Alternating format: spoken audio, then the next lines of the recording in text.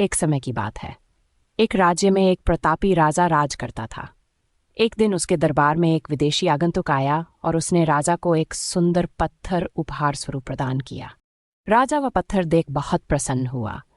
उसने उस पत्थर से भगवान विष्णु की प्रतिमा का निर्माण कर उसे राज्य के मंदिर में स्थापित करने का निर्णय लिया और प्रतिमा निर्माण का कार्य राज्य के महामंत्री को सौंप दिया। महामंत्री गांव के सर्वश्रेष्ठ मूर्तिकार के पास गया और उसे वह पत्थर देते हुए बोला, महाराज मंदिर में भगवान विष्णु की प्रतिमा स्थापित करना चाहते हैं।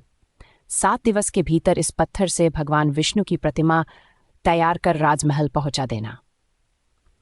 इसके लिए तुम्हें 8 स्वर्ण मुद्राएं दी जाएंगी। बस स्वर्ण मुद्राओं की बात सुनकर मूर्तिकार खुश हो गया और महामंत्री के जाने के उपरांत प्रतिमा का निर्माण कार्य प्रारंभ करने के उद्देश्य से अपने औजार निकाल लिए। अपने औजारों में से उसने एक हथौड़ा लिया और पत्थर तोड़ने के लिए उस पर हथौड़े से वार करने लगा, किंतु पत्थर जस का तस रहा। मूर्तिकार ने हथौड़े के कई वार पत्थर पर किए, किंतु पत्थर नहीं टूटा।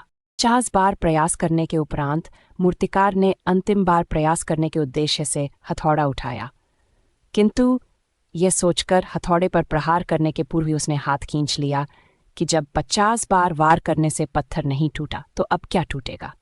वह पत्थर लेकर वापस महामंत्री के पास गया और उसे यह कह वापस कराया कि इस पत्थर को तोड़ना नामुमकिन है, इसलिए इससे भगवान विष्णु की प्रतिमा नहीं बन सकती। महामंत्री को राजा का आदेश हर स्थिति में पूर्ण करना था, इसलिए उसने भगवान विष्णु की प्रतिमा निर्मित करने का कार्य गांव के एक साधारण से मूर्तिकार को सौंप दिया। पत्थर लेकर मूर्तिकार ने महामंत्री के सामने ही उस पर हथौड़े से प्रहार किया और वह पत्थर एक बार में ही टूट गया। पत्थर टूटने के बाद मूर्तिकार प्रतिमा बनाने में जुट गया।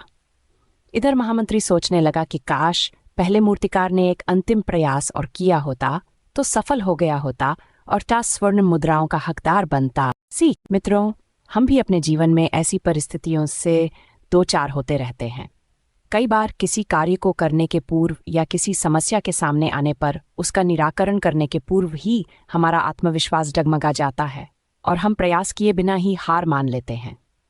कई बार हम 1-2 प्रयास में असफलता मिलने पर आगे प्रयास करना छोड़ देते हैं, जबकि हो सकता है कि कुछ प्रयास और करने पर कार्य पूर्ण हो जाता या समस्या का समाधान हो जाता।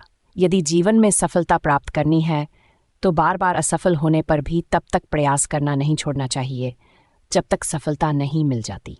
क्या पता जिस प्रयास को करने के पूर्व हम हाथ खींच लें वही हमारा अंतिम प्रयास हो और उसमें हमें कामयाबी प्राप्त हो जाए।